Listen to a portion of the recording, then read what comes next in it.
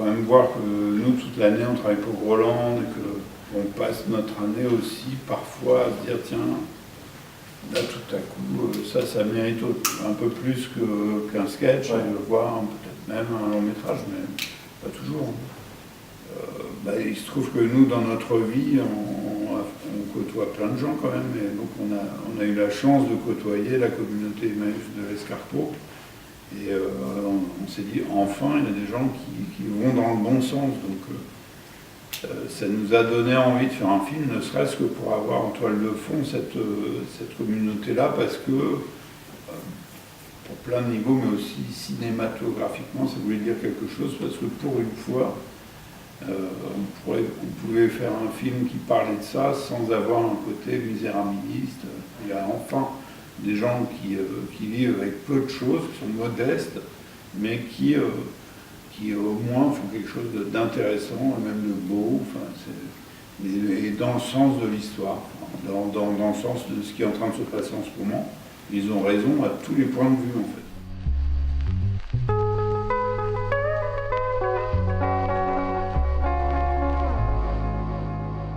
C'est sûr qu'on pisse plus on chie dans des violons, mais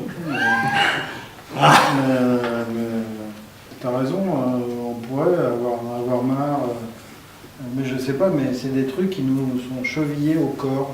Je sais pas, dans nos tripes, on ne pourrait pas faire autre chose et on s'en fout du reste. Mais à la fois, c'est ça qui nous fait rigoler aussi, parce qu'en fait, on a l'espoir, il nous est donné par ces mecs d'Emmaüs qu'on a vus pendant 3 semaines, 4 semaines ou plus. Et nous, nos films, c'est des moments de vérité. Et nous, on ne saurait, on a vécu pendant notre jeunesse, ou des gens qu'on a fait venir, etc. C'est des moments de vérité assemblés de façon singulière et tout, en les remodelant pour les amener dans une histoire, dans une fiction. Mais en tout cas, c'est des vrais trucs. On ne pourrait pas parler, par exemple, nous, on ne pourrait pas tous les deux écrire un truc sur la bourse, on ne saurait pas. Moi, j'adore quand il y a des cinéastes italiens ou autres qui arrivent à faire un truc qui se foutent de la gueule de la haute société, mais parce qu'ils ont ça, ils viennent d'un milieu de haute bourgeoisie, ils savent les dépeindre au bon moment, paf, paf, balancer des scuds, etc., l'air de rien. Mais nous, on ne vient pas de ces milieux-là. Je veux dire, ma mère, elle meublait chez Emmaüs, etc. Je veux dire, ça fait partie de ma vie. Tout ce qui est dans nos films fait partie de notre vie, donc on peut vaguement en parler.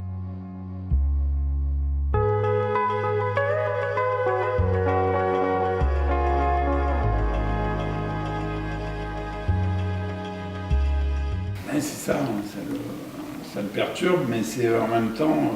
C'est aussi un feignant, hein. Trouver une idée. Les startups, je dis pas que c'est des feignants, mais à chaque fois, c'est vrai, moi je suis halluciné de voir un mec qui revend son idée de start-up de, je sais pas, de 10 millions d'euros, un mec qui dit ce jamais, quoi. Mais en fait, il est assez représentatif malgré tout de la jeunesse aujourd'hui, hein.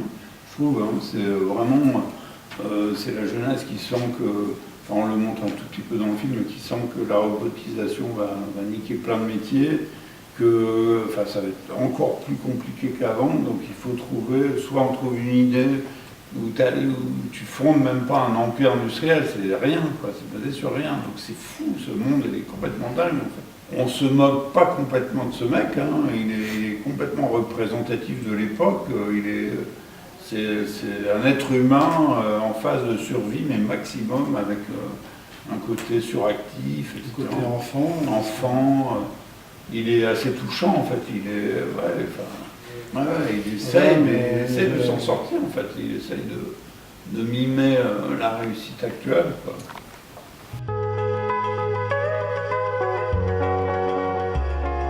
Déjà, quand même, on soupçonnait que c'était un super acteur, et donc là, pour le coup, alors que nous, c'est pareil, on se dédie aussi.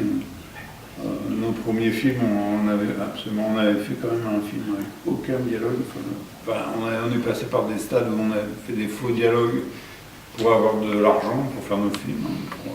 Et puis là, je sais pas, on a eu envie de faire un film comme ça, d'aller plutôt vers le côté comédie italienne, un peu noire et tout, de ce qui se passe en ce moment, et de faire parler quelqu'un. Et du coup, écrire vraiment des choses, mais en sachant que quelqu'un s'en occuperait bien, quoi.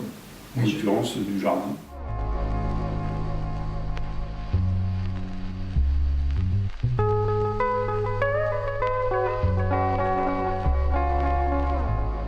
Ça se discute, en fait.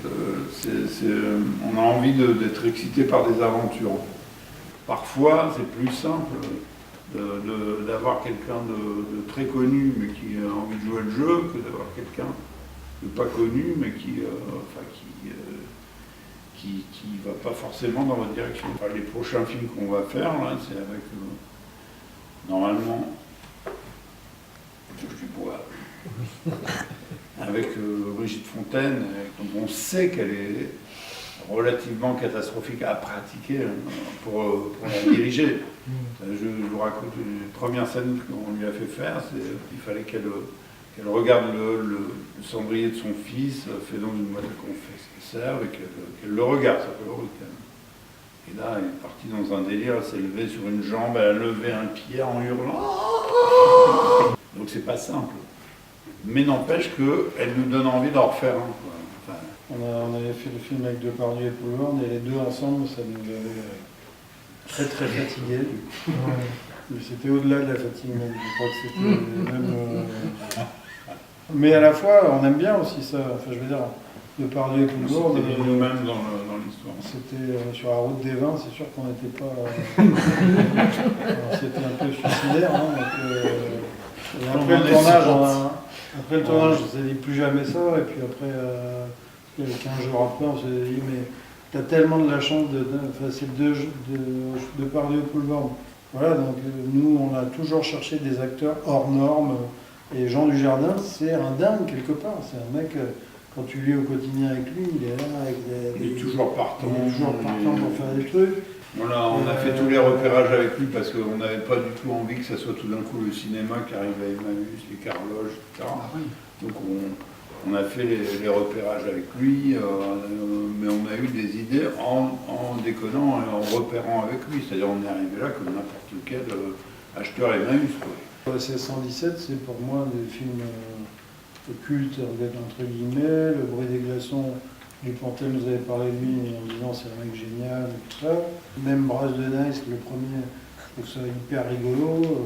À ma grande époque, il faisait des one-man shows dans des trucs, dans des bars, quoi. Donc, il vient de nulle part, en français en l'occurrence, il vient du Béarn, là où on a tourné, donc il était à la limite plus chez lui que nous.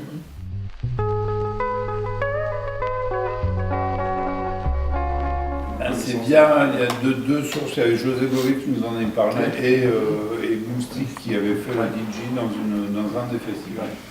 Puis on avait vu un reportage de France 3 sur internet, on s'est dit putain il y a des maisons un peu à l'envers et tout ça. Et on est allé, effectivement, on s'est invité là-bas. Et puis c'est Emmaüs, c'est quand même, enfin c'est les plans du début, hein, c'est la surconsommation. Tu as des trucs, mais tu vois en fait, tu découvres les cavernes d'Ali Baba, quoi. Et tu vois toute la bêtise de la société aussi quelque part, avec des magnétoscopes, des trucs. Mais surtout que c'est dingue, c'est-à-dire que là il y a déjà carrément des étagères avec des drones, quoi.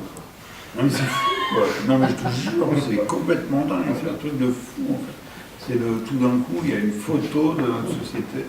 De la ville de Pau, mais ça pourrait être n'importe quelle ville de France, ça le côté là. Mais sauf qu'eux, ils réparent, ils en font d'autres choses, etc. Donc c'est l'anti-obsolescence programmée.